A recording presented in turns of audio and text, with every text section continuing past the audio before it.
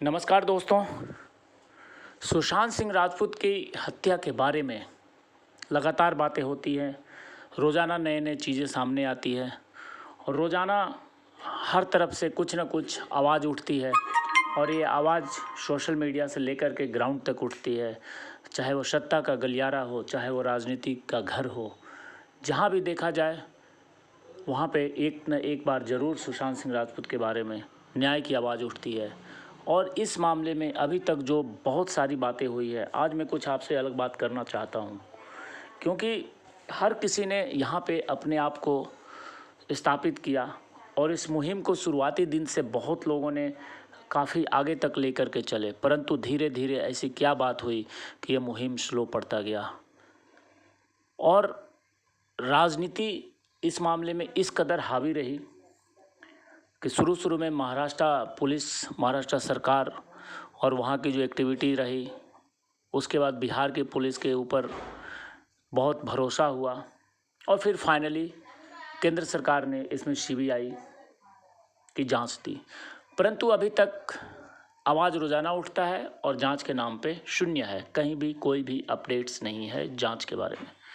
लेकिन मैं आपको कुछ आज अलग बात करना चाहता हूं और उस दिन के बारे में बताना चाहता हूं कि उस दिन से पहले क्या क्या हो रहा था और सुशांत सिंह राजपूत के जीवन में ऐसी ऐसी घटनाएं थी जो कि ये दिखाता था कि सुशांत सिंह राजपूत किस प्रकार से एक पॉजिटिव व्यक्ति थे और हमेशा समाज के बारे में और उन्होंने गरीबों के बारे में सोचा और लगातार भलाई किया समाज का, लगातार समाज की मदद करी। परंतु 13 जून की रात को सिद्धार्थ पिठानी ने जिस प्रकार से अपना बयान दिया और उसने ये कहा था कि सुशांत सिंह राजपूत परेशान थे और वो रात को आए थे मेरे कमरे में, लेकिन उनकी परेशानी का कारण क्या था, इस बारे में पिछले 1 साल से बहुत सारी बातें हुई, बहुत लोगों ने बहुत कुछ कहा।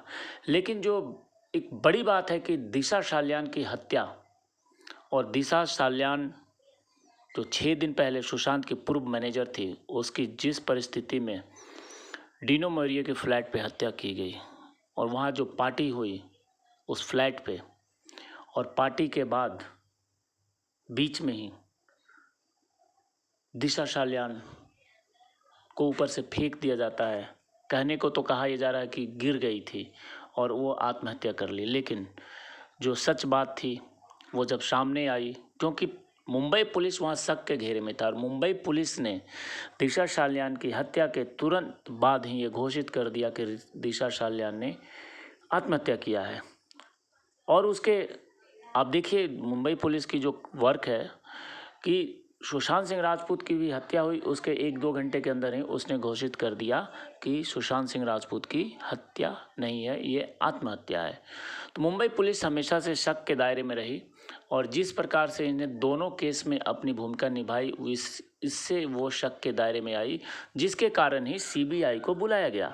लेकिन सीबीआई की तरफ से भी कोई अपडेट नहीं है, सिर्फ और सिर्फ लेटर दे दिया जाता है कि जांच हो रहा है, हर एंगल से जांच किया जा रहा है। परंतु एनसीबी अपना काम बखूबी निभा रही है। एनसीबी लगातार उसके काम काबिल तारीफ़ है, क्योंकि वो लगातार कई लोगों को उसने एनसीबी ने सम्मन भी जारी किया, गिरफ्तारियां भी की और सब कुछ सबको पता है कि एनसीबी अपना काम बखूबी कर रहा है। उसने पिठानी को भी गिरफ्तार किया और पिठानी अंदर भी है। तो एनसीबी और सीबीआई, परंतु क्या सुशांत को न्याय कब मिलेगा, कितने सालों बाद मिलेगा, ये सबसे बड़ा सवाल है।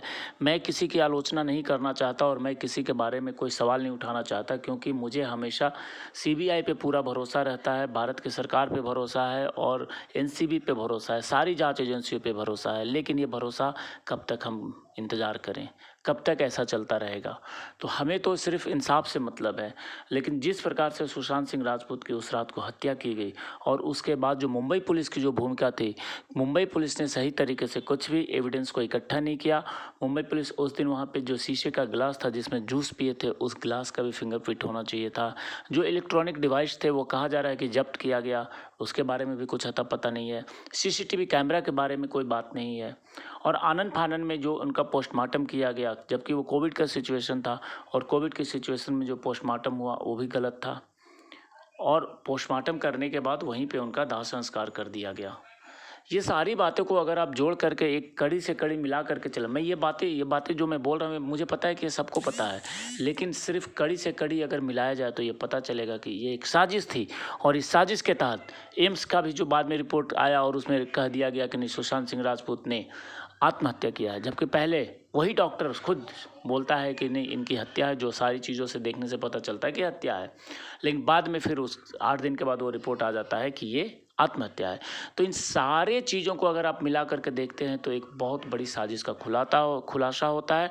और इस साजिश में बड़े बड़े नाम शामिल थे और वो नाम आज जीतते हुए नज़र आ रहे हैं, क्योंकि 1 साल बीत गया और अभी तक कोई भी इस केस में कुछ भी अपडेट्स नहीं आया। और जो साजिश है वो सबको पता है कि किस प्रकार से रिया चक्रवर्ती, सिद्धार्थ पिठानी ने ड्रग्स एंगल पे सारा कुछ मोड़ दिया है। जो जांच एजेंसी उन्होंने ड्रग्स पे बात करने लगे हैं। तो ये सारी चीज़ों को मिला करके देखा जाए तो ये हत्या है। बाकी जय हिंद।